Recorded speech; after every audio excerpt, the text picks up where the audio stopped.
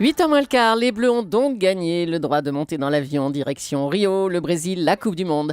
Thomas Soto, vous recevez Raymond Domenech pour l'interview Vérité d'Europe 1. Bonjour Raymond Domenech. Bonjour. Consultant foot d'Europe 1, et faut-il le rappeler, ancien sélectionneur des Bleus jusqu'à la dernière Coupe du Monde. Tiens, on écoute ça pour le plaisir, c'était hier soir avec vous sur Europe 1. La joie, les Français l'ont fait, ils ont mis à terre les Ukrainiens, 3-0.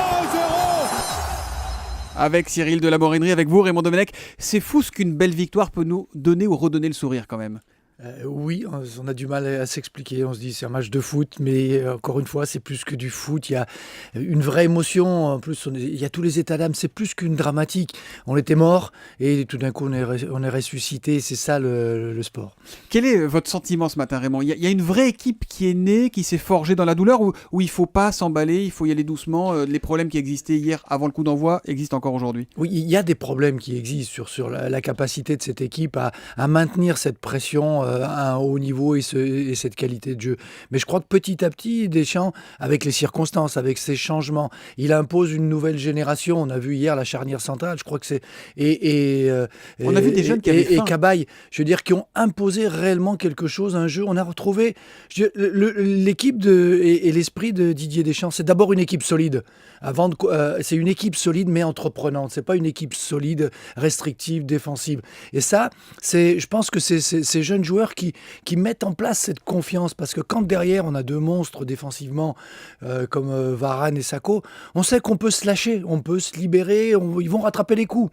Et au contraire, il vaut mieux même aller chercher loin, parce que sur les grandes distances, sur les espaces, on sait qu'ils seront plus performants. Donc ça installe un climat de confiance qu'ils ont retrouvé hier. Après, les autres se lâchent, et quand ils se lâchent, la machine voilà, part dans le bon sens. Ouais. Alors évidemment, on va pas jouer les rabat-joie, mais on n'a pas envie de revivre les déceptions, les frustrations, les colères de 2010, de l'Euro 2012. N'oublions pas quand même qu'à un but près hier soir, ça aurait été le drame national. Qu'est-ce qu'il est urgent de changer pour faire une belle Coupe du Monde ? Là, donc ces jeunes qui arrivent, ça c'est bien. Sur le match d'hier, pas grand-chose. Pas grand-chose sur cette équipe, parce que je vois pas quels autres joueurs pourraient arriver pour apporter un plus. Il y a Didier a 8 mois pour préparer l'équipe. Il va avoir un match au mois de mars. Il a la liste qui va faire parler, parce qu'il va falloir faire des choix. Et je crois que c'est là qu'il va falloir qu'il fasse les bons choix. Justement, sur cette liste, est-ce qu'il y a des noms qu'il faut rayer ? C'est lui qui choisira. Il y en a qui vont... 60 millions de sélectionneurs, ne me dites pas Raymond Domenech, vous qui l'avez été. Il y en a qui vont s'éliminer d'eux-mêmes parce qu'ils vont être trop vieux.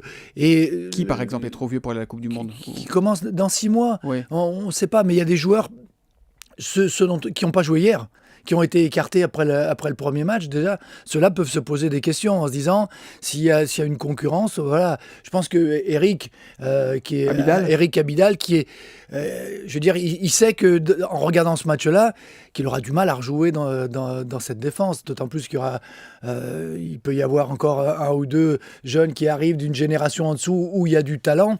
C'est parce qu'il va construire une équipe pour la Coupe du Monde, mais pour l'Euro. C'est ça le vrai objectif, c'est l'Euro 2016 ou c'est vraiment la Coupe du Monde ? Non, c'est l'Euro 2016. J'ai eu le tort, moi, de le dire à un moment, mais je pense que là, je peux le dire pour Didier.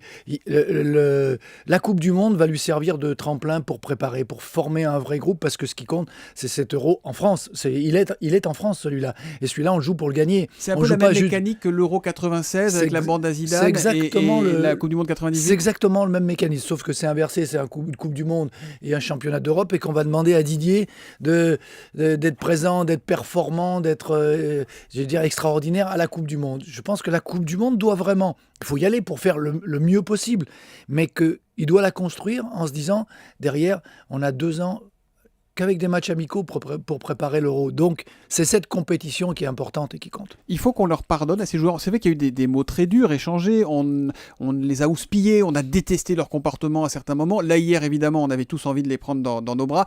Il faut oublier tout ça, passer à autre chose. Il faut juste oublier comment ils s'appellent. Un tel, et ce qui s'est passé. Oui. Et il faut supporter l'équipe de France. Ça veut dire qu'on oublie Naïsna ? On l'oublie pas. C'est inscrit dans le football français. Ces 4 années là, de haut, de bas, de difficultés, de querelles, elles sont inscrites dans le football français. On les oubliera pas. Mais il faut passer un jour à autre chose.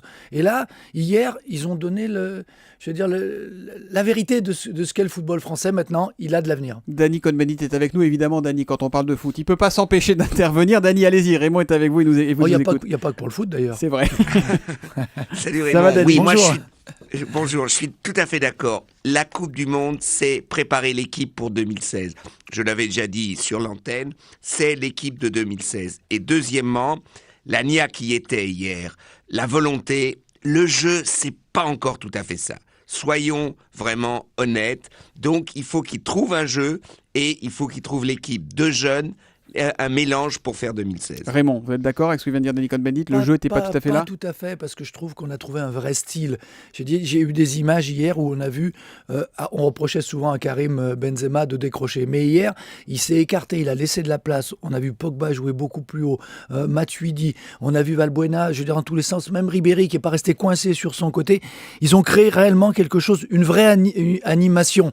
C'est pas peut-être encore complètement défini, mais il y a les prémices de quelque chose de bien. Un petit quelque chose de personnel pour finir. Je sais que vous n'aimez pas parler de votre vie personnelle, vos impressions personnelles, Raymond Domenech, mais en 2006, en 2010, vous y étiez. Qu'est-ce que vous ressentez aujourd'hui avec cette Coupe du Monde? Je suis un grand bonheur. Je suis vraiment 100% bonheur. à 100% bonheur. Ce que je disais tout à l'heure par rapport aux joueurs, il faut oublier les noms des uns et des autres. Il faut se souvenir que c'est l'équipe de France. Et je suis le supporter numéro 1 de l'équipe de France. Et nous, on est le supporter numéro 1 de Raymond Domenech, consultant avec nous pour cette Coupe du Monde sur Europe 1. Merci Raymond. On va faire quoi? Quart de finale, demi-finale, finale, premier tour? Il y a un coup à jouer, je pense. J'ai dit demi-finale. Allez, demi-finale, c'est noté. Allez. Et vous devrez en répondre devant les auditeurs d'Europe 1. Bonne journée Raymond.